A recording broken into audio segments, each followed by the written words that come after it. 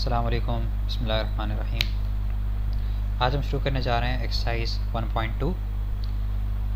तो इसको शुरू करते हैं। अच्छा, पहला सवाल हमारे पास ये है कि इस चैप्टर के अंदर हमें कुछ रियल नंबर की कुछ प्रॉपर्टीज़ हमें बताई गई हैं कि जब कुछ रियल नंबर आपस में ऐड होंगे तो वो किस तरह का बिहेवियर शो करेंगे, जब वो आपस में मल्टीप्लाई होंगे तो किस तरह का बिहेवियर शो करेंगे। और उसी में हमने फिर उसकी डिवीजन और सब्ट्रैक्शन को इसी के अंदर ही समझा, अलग से उसको नहीं समझा।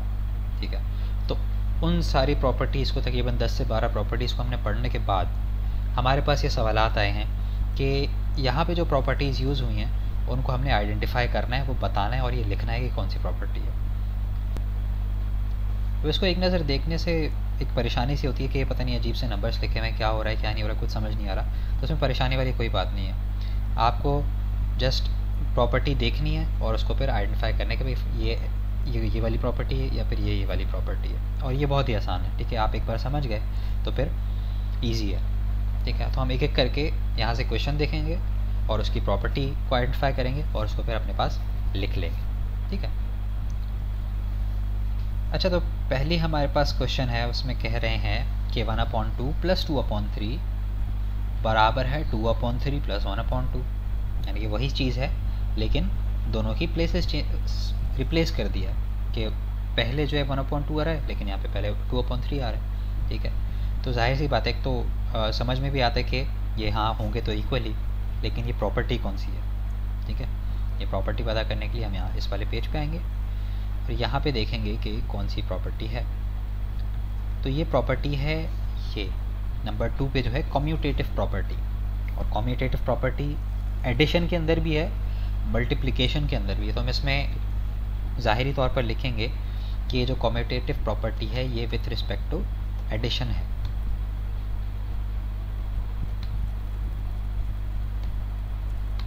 ठीक है, इस प्रॉपर्टी की मैं बात कर रहा हूँ कि a + b = b + a।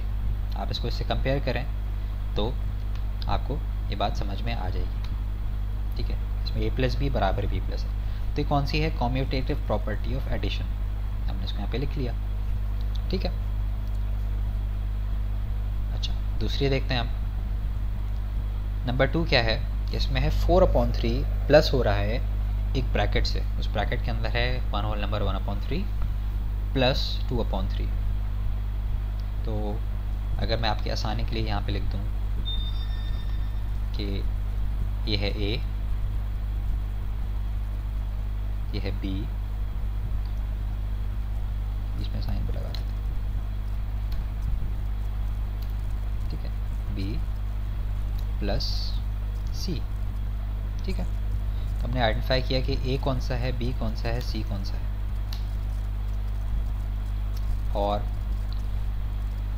इसके ब्रैकेट भी लगा देते हैं जैसे कि यहाँ पे लगे हुए हैं पहले से। ठीक है, और फिर इक्वल्स,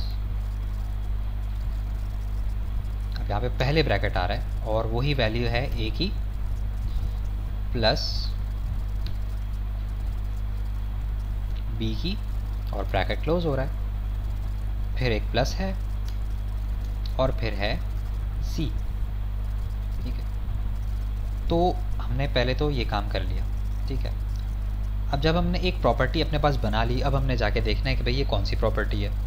ठीक है, अभी फ़िलहाल सिर्फ सॉल्यूशन करने के लिए हम बार बार जाके देख रहे हैं प्रॉपर्टी को, लेकिन इसको आपको याद करना होगा, थोड़ा सा अपने जहन में बिठाना होगा कि इस तरह कौन सी प्रॉपर्टी काम करती है और इस तरह कौन सी प्रॉपर्टी काम करती है। ठीक है, तो अभी हम जाके देखेंगे।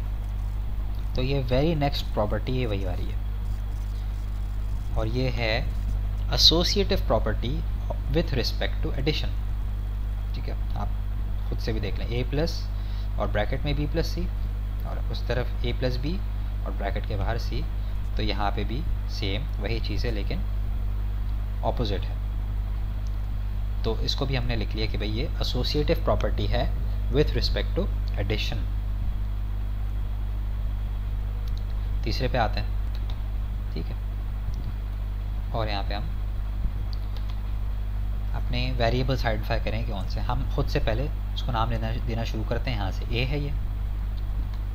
ठीक है, और ये मल्टीप्लाई हो रहा है किससे, बी से, और वो उसमें प्लस हो रहा है, ब्रैकेट है यहाँ पे, और इसमें प्लस हो रहा है सी और bracket close, equals bracket open. फिर देखें हमारा जो ए है वो यहाँ यहीं पे है, फिर मल्टीप्लाई बाय बी, हाँ बी यही है, प्लस फिर ब्रैकेट, फिर है ए, और फिर मल्टीप्लिकेशन का साइन है, और फिर है सी। ठीक है, यानी कि ये वाला जो ए है, सबसे पहले इसको हाईलाइट करूँ तो ये वाला ए अंदर जाके इसने बी से भी मल्टीप्लाई किया, और इसने अंदर जाके सी से भी मल्टीप्लाई किया, कि जिसके वजह से हमने ए को इज इक्वल टू के बाद ए को हमने बी के साथ भी लिखा, और ए को हमने सी के साथ भी इंडिविजुअली लिख के मल्टीप्लाई किया।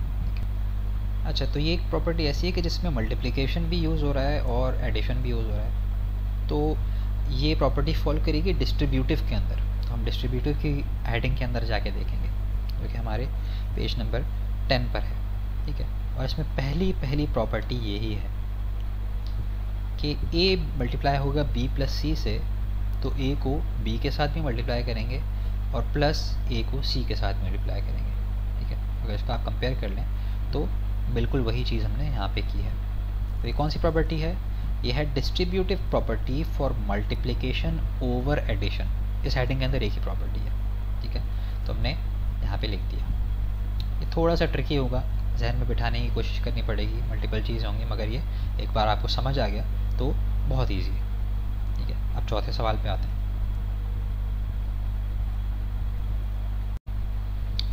अच्छा जी, चौथे सवाल में हमसे क्या कह रहे हैं ये? चौथा सवाल तीसरे सवाल से कुछ ना कुछ मिलता जुलता ही है। तो अगर हम यहाँ पे लिख दें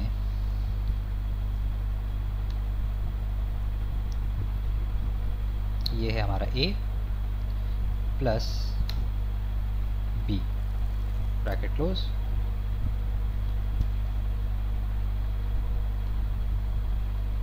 ठीक है, और फिर ये मल्टीप्लाई हो रहा है एक वेरिएबल जो कि c है, इसको हमने लगाया इक्वल्स, और फिर आगे वही काम हमने फिर से किया। a जो है वो मल्टीप्लाई हो रहा है हमारे c से, और यहाँ पर b मल्टीप्लाई हो रहा है c से।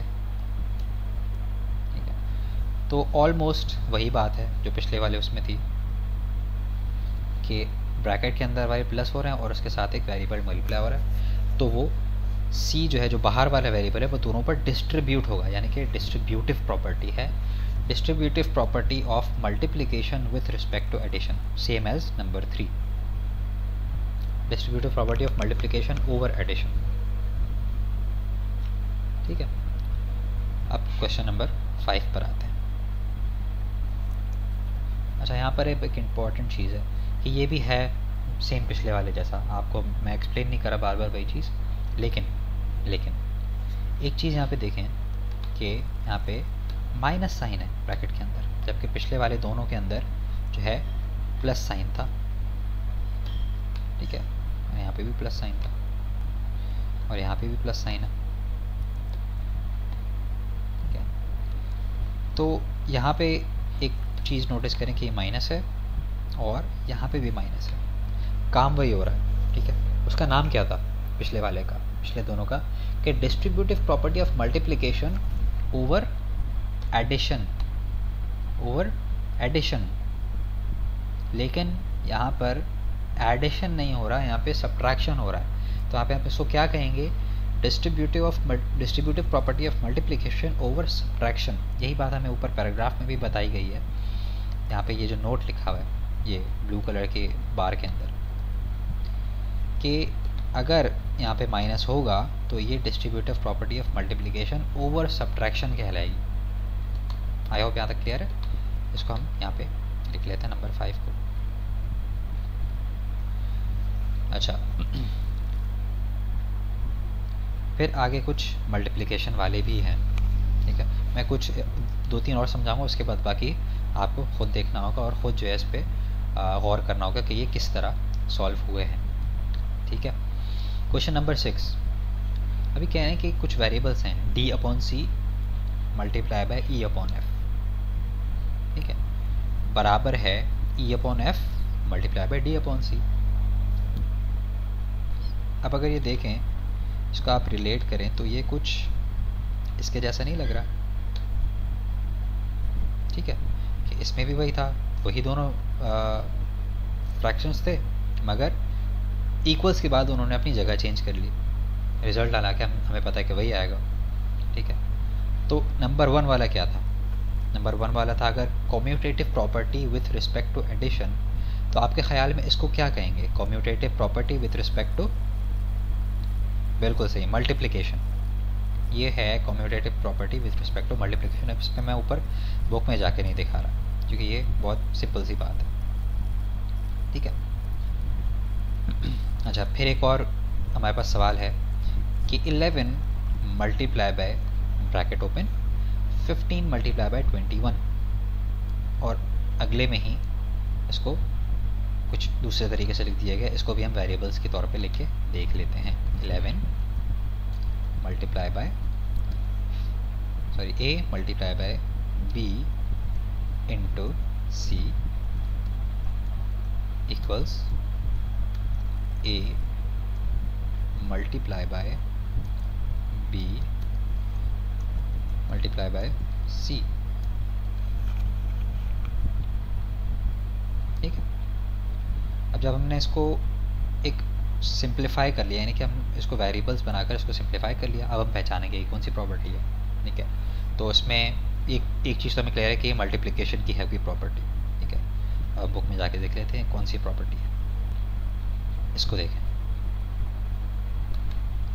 a मल्टीप्लाई बाय b और ब्रैकेट के बाहर c, और इज इक्वल टू इस तरफ a बाहर आ गया और b और c एक साथ हो गए। ठीक है, इससे भी आप पता लगा सकते हैं ये जो हमारी एग्जाम्पल दी हुई है। ठीक है, यानी कि ये एसोसिएटिव प्रॉपर्टी ऑफ मल्टीप्लिकेशन है।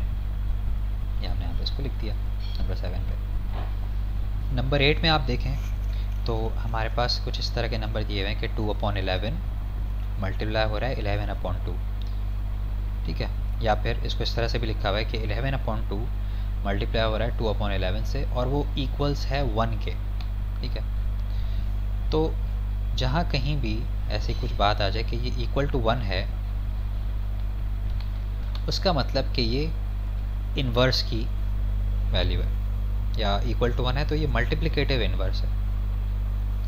ठीक है, यानी कि हमने एक फ्रैक्शन को उसके उलट से मल्टीप्लाई कर दिया और तो वो 1 के बराबर ही है, जाहिर सी बात है। तो किसी भी चीज़ का मल्टीप्लिकेटिव इन्वर्स, ठीक है, उसको उलट करके लिखना होता है। इसमें थोड़ी सी टेक्निकलिटी है, ये मैं बहुत एक सिंपल सी आपको समझा रहा हूँ। इसकी एग्जांपल आप यहाँ देख सकते हैं। ठीक है, मल्टीप्लिकेटिव इन्वर्स वाली एग्जांपल में कि a को मल्टीप्लाई किया हुआ है 1/a से। ठीक है, 3 मल्टीप्लाई बाय 1/3, तो ये 1 के बराबर है, और इसी को जो है फिर 1/3 मल्टीप्लाई बाय 3 करके भी दिखाया है ताकि दोनों चीज़ें 1 के बराबर है। ठीक है, इसको अगर हम सॉल्व भी करें तो इस तरह से होगा, 11 से कैंसिल हो जाएगा, और 2 से कैंसिल हो जाएगा, तो हमारे पास क्या बचेगा 1, और सेम काम यहीं पे होगा। तो इसलिए ये दोनों 1 के बराबर हैं और ये मल्टीप्लिकेटिव इन्वर्स हैं एक दूसरे के। ठीक है, हमने यहाँ पे लिख दिया मल्टीप्लिकेटिव इन्वर्स। ठीक है, और फिर अगले में है हमारे पास 3/5 में ऐड हो रहा है माइनस का 3/5। जब इक्वल टू के बाद क्या लिखा हुआ है कि माइनस के 3/5 में ऐड हो रहा है प्लस का 3/5, और दोनों बराबर हैं 0 के। ठीक है, दोनों का सम जो है वो 0 के बराबर है।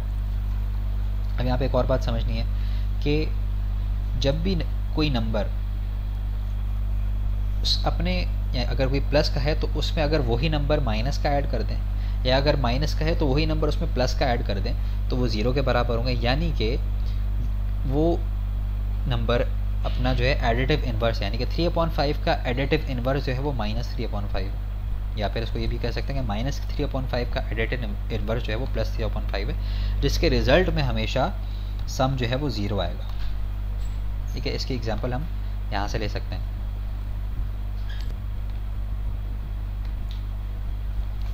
आप नंबर 5 में देखें एडिटिव इन्वर्स, ठीक है, इसमें 6 में ऐड हो रहा है -6 यानी कि ऑपोजिट साइन का, या -6 में ऐड हो रहा है पॉजिटिव साइन का, ऑपोजिट साइन का 6, तो रिजल्ट दोनों का 0 ही आ रहा है, ठीक है। तो किसी भी नंबर के अंदर उसका इन्वर्स ऐड हो जाए और उसका रिजल्ट 0 आए तो वो उसका एडिटिव इन्वर्स है। इसको भी हमने यहाँ पे लिख दिया, ठीक है।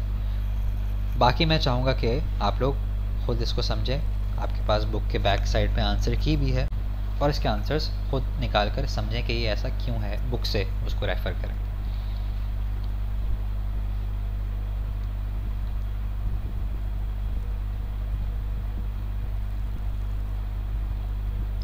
अच्छा, क्वेश्चन नंबर 1 करके जो है काफ़ी सारी चीज़ें क्लियर हुई होंगी, आई होप। नंबर 2 पे आ जाते हैं।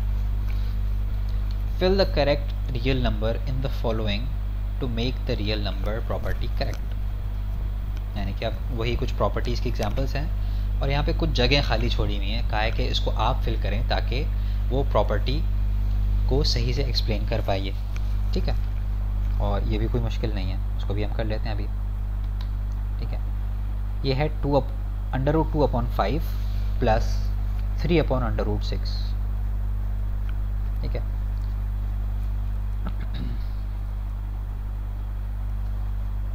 और दूसरी तरफ ये एम्प्टी स्पेस है, अपॉन √6 है, प्लस √2/5। तो अगर आप इन दोनों साइड्स को कंपेयर करें तो ये एक तो कम्यूटेटिव प्रॉपर्टी ऑफ एडिशन है, और यहाँ पे जो मिसिंग है वो है नंबर 3।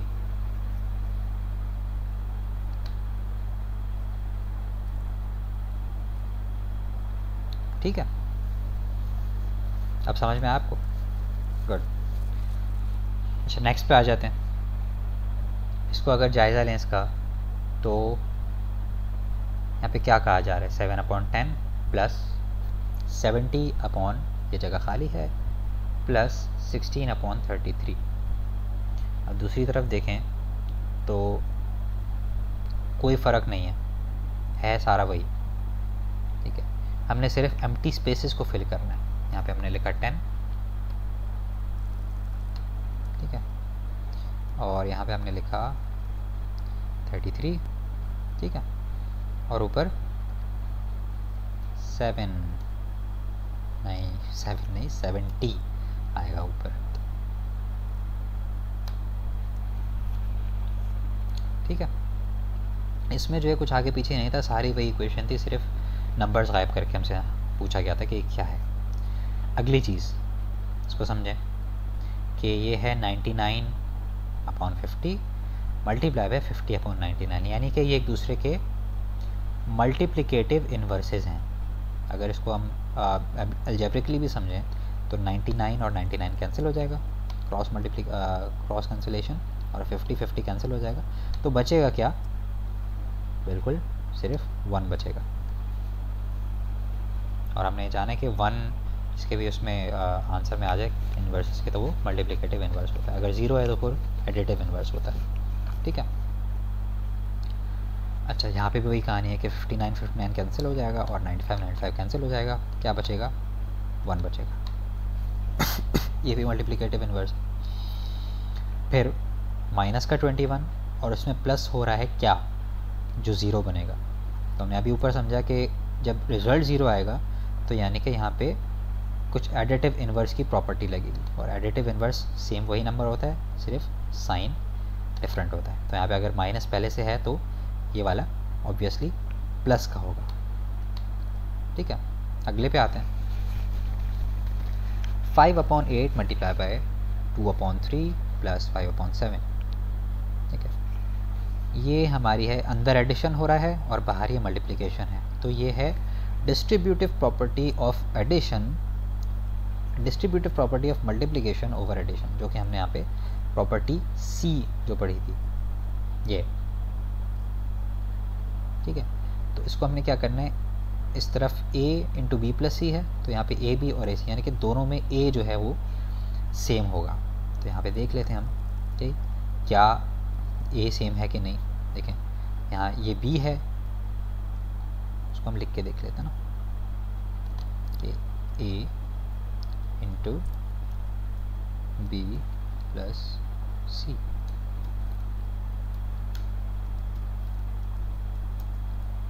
इक्वल्स, यहाँ पे क्या होना चाहिए फिर, ए इंटू बी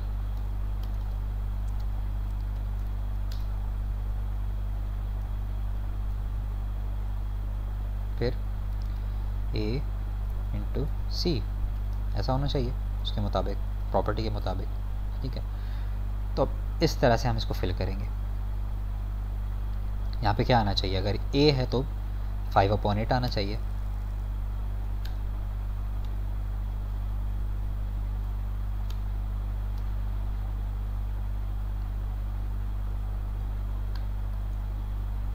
ठीक है, और यहाँ पे ए ऑलरेडी मौजूद है तो सी क्या है, 5/7। ठीक है, इजी था ये। अगर इसमें कोई सवाल है, कोई कन्फ्यूजन हो तो आप ज़रूर कमेंट करें, कमेंट ज़रूर करें। ठीक है जी, फिल इन द ब्लैंक्स। अच्छा जी, अब ये फिर यहाँ पे भी हम प्रॉपर्टी की ही बात कर रहे हैं कि fill the following blanks to make the property correct. हमें ब्लैंक्स फिल करने हैं ताकि यहाँ पे जिस प्रॉपर्टी की बात हो रही है वो प्रूव हो सके, करेक्ट हो सके। ठीक है, और यहाँ पे एक लॉजिक भी लगेगी, मैथ्स लॉजिक का ही नाम है। ठीक है, तो हमें यहाँ पे क्या बताया जा रहा है कि अगर 5 छोटा है 8 से और 8 छोटा है 10 से, ठीक है, ये साइन है लेस देन का। अगर इसका मुंह राइट की तरफ हो तो लेस देन, और इसका मुंह अगर लेफ्ट की तरफ हो तो इसको ग्रेटर देन का साइन कहते हैं। ठीक है, अगर 5 छोटा है 8 से और 8 छोटा है 10 से, तो यहाँ पे क्या है, हमें दो बातें बताइए। हमें एक तीसरी बात इसमें क्या कर सकते हैं कि 5 छोटा है किससे,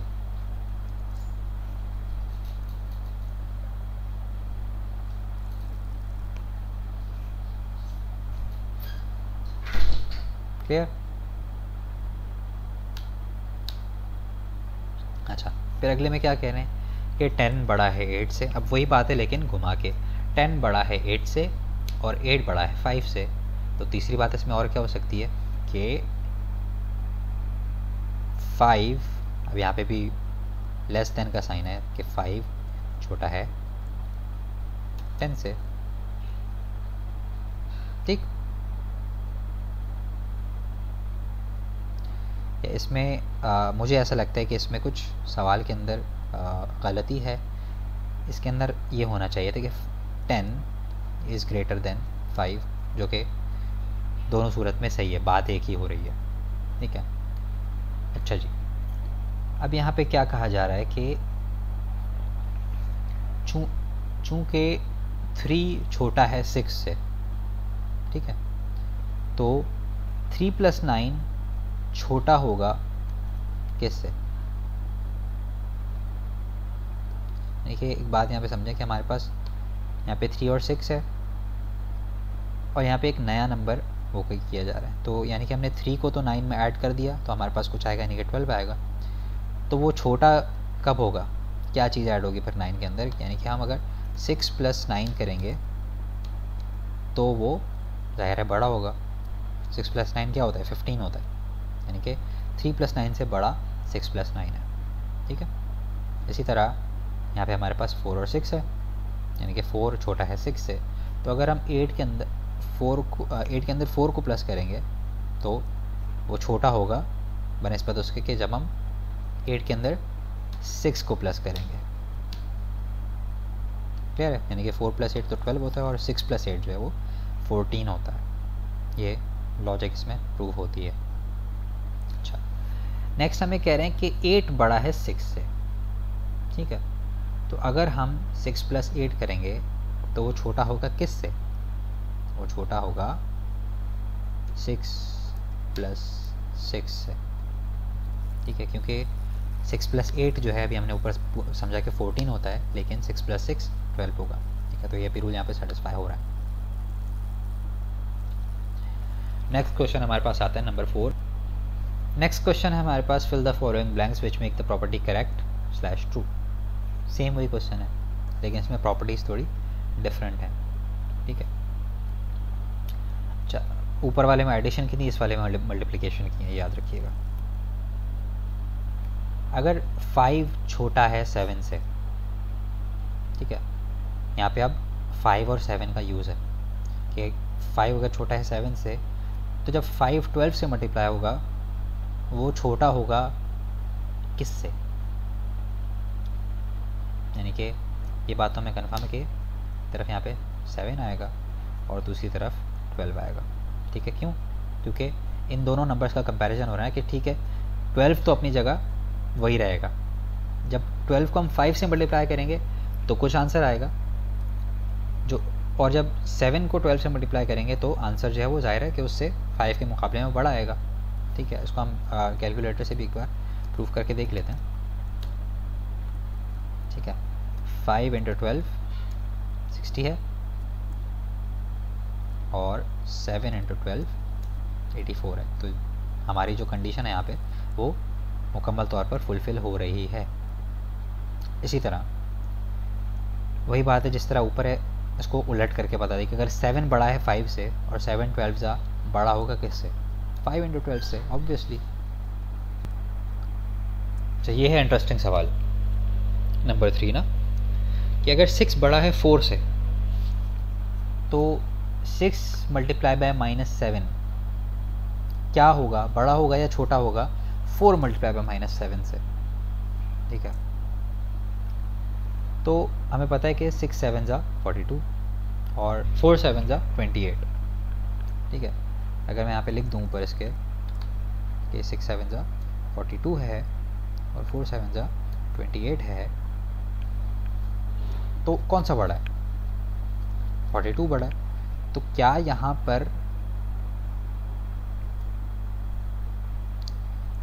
यहाँ पर मुझे ये साइन लगाना चाहिए कि 42 बड़ा है 28 से?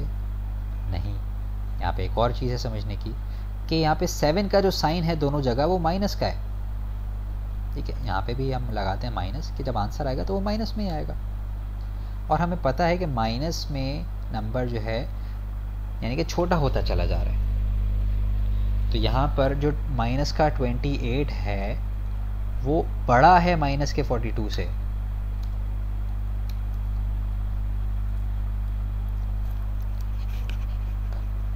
इसी तरह नीचे भी वही हो रहा है कि 2 छोटा है 8 से। अब आप देखें कि रिलेशन जो है यहाँ पे ग्रेटर देन था और यहाँ पे लेस देन का रिलेशन आ गया जब माइनस का साइन है। ये बात भी एक बहुत इंपॉर्टेंट है नोट करने की कि जब माइनस के किसी नंबर से मल्टीप्लाई होगी कोई चीज़ तो उनके जो रिलेशन हैं ग्रेटर देन या लेस देन के वो अपोजिट हो जाएंगे और उस तरफ जाके। फिर है 2 और 8 का कंपैरिजन कि 2 छोटा है 8 से। जब 2 को मल्टीप्लाई करेंगे -4 से तो क्या आंसर आएगा -8, और जब 8 को मल्टीप्लाई करेंगे -4 से तो 8 4 जा 32, लेकिन माइनस का 32। और यहाँ पे साइन आएगा, अगर आप देखें कि इस तरफ अगर लेस देन का साइन है तो ऑब्वियसली यहाँ पे ग्रेटर देन का साइन आएगा। क्यों? क्योंकि जो -8 है वो छोटा है और जो -32 है वो -8 है वो बड़ा है और -32 उससे छोटा नंबर है, ठीक है। आई होप यहाँ तक आपको समझ आया होगा। अगले क्वेश्चन पे चलते हैं जो कि है find the additive and multiplicative inverse of the following real numbers. कि ये जो हमें कुछ नंबर्स दिए हुए हैं इनके हमें एडिटिव इन्वर्सेस और मल्टीप्लिकेटिव इन्वर्सेस, यानी कि इन नंबर में क्या ऐड करेंगे कि 0 आए और इन नंबर को किससे मल्टीप्लाई करेंगे कि 1 आए, ये हमें मालूम करना है। दोबारा सुन लें कि ये जो नंबर्स हैं इनको किससे मल्टीप्लाई करेंगे कि 1 आए और किस इन नंबर में क्या प्लस करेंगे कि 0 आए, ठीक है। तो वो हमें पता है कि एडिटिव इन्वर्स क्या होता है कि वही नंबर लेकिन साइन ऑपोजिट। अगर प्लस का नंबर है तो उसका वही नंबर माइनस में उसका एडिटिव इन्वर्स बन जाएगा। और दूसरी चीज़ कि मल्टीप्लिकेटिव इन्वर्स किसी भी नंबर का होता है वही नंबर लेकिन 1 से डिवाइड हुआ हुआ, यानी कि 3 है तो उसका मल्टीप्लिकेटिव इन्वर्स 1/3 होगा। और किसी भी फ्रैक्शन का मल्टीप्लिकेटिव इन्वर्स उस फ्रैक्शन का उलट होता है, ऑपोजिट होता है। अभी हम देख लेते हैं उसको आंसर्स के अंदर कि 3 का जो एडिटिव इन्वर्स है वो -3 है, यानी कि 3 - 3 0 होगा। और मल्टीप्लिकेटिव इन्वर्स के 3 मल्टीप्लाई बाय 1/3 1 के बराबर होगा। मैं यहाँ पे आपको एक लिख के भी दिखा देता हूँ एग्जाम्पल से, ठीक है। जब हम 3 को मल्टीप्लाई करेंगे 1/3 से, ठीक है, तो ये 1 के बराबर होगा। क्यों? क्योंकि 3 नीचे डिनोमिनेटर वाले 3 से कैंसिल होगा और हमारे पास रह जाएगा सिर्फ 1। इसी तरह -7 का एडिटिव इन्वर्स होगा +7 और मल्टीप्लिकेटिव इन्वर्स होगा 1/-7। क्लियर? यहाँ पे गलत लिखा हुआ है, ये प्लस का 7 है। नेक्स्ट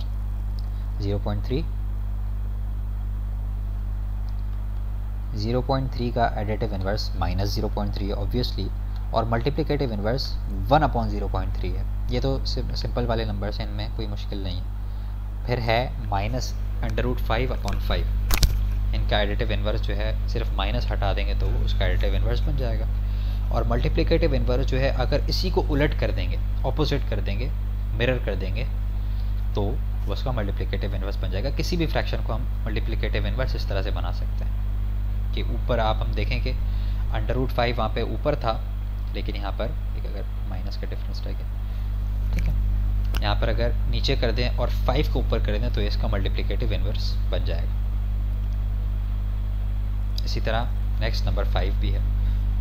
और आखिरी जो है 0। अच्छा, कि इंपॉर्टेंट बात यहाँ पे नोट करने की कि 0 का एडिटिव इन्वर्स 0 ही होगा, क्योंकि 0 में आप 0 ही प्लस करेंगे या माइनस करेंगे तो वो 0 ही रहेगा, उस पर कोई असर नहीं पड़ना। कुछ और ऐड करेंगे तो वो उस पर ज़ाहिर कुछ फ़र्क पड़ेगा। मल्टीप्लिकेटिव इन्वर्स 0 का वैसे कुछ है नहीं, 1/0 भी लिखना गलत है, चूँकि बुक में ये है तो मैं आपको ये पढ़ा रहा हूँ। लेकिन 1/0 जो है वो इन्फिनिटी हो जाता है, तो ये 0 का मल्टीप्लिकेटिव इन्वर्स नहीं है। ठीक है, आज इसको यहीं तक रखते हैं। हमारी एक्सरसाइज 1.2 जो है वो पूरी हो चुकी है। आई होप आपको समझ आया होगा। कुछ ना समझ आया हो तो ज़रूर कमेंट करें। मैं अपनी ईमेल भी यहाँ पे लिख देता हूँ, आप उसमें मेल करें, आप मुझे पूछें कि सर इस चीज़ को और एक्सप्लेन करें, हमें नहीं समझ आई, या मज़ीद एग्जाम्पल्स दे के मज़ीद अपनी तरफ से सवाल बना के इसको एक्सप्लेन करें, तो मैं कोशिश करूँगा कि जल्द से जल्द उस ईमेल को रिप्लाई करूँ या आपको पर्सनल में समझा दूँ या उसके कुछ वीडियो बना के अपलोड कर दूँ। ठीक है, आप ज़रूर इसको लाइक करें, शेयर करें, अपने दोस्तों को बताएं कि यूट्यूब पे ये फ़लाना चैनल है, इस पर जो है उसको आप देखें, बहुत इंटरेस्टिंग तरीके से समझाते हैं, या जिस तरह भी आप रेकमेंड करना चाहते हैं। ठीक है, तो जज़ाकल्लाह खैर, आज की वीडियो इतनी ही। Thank you so much.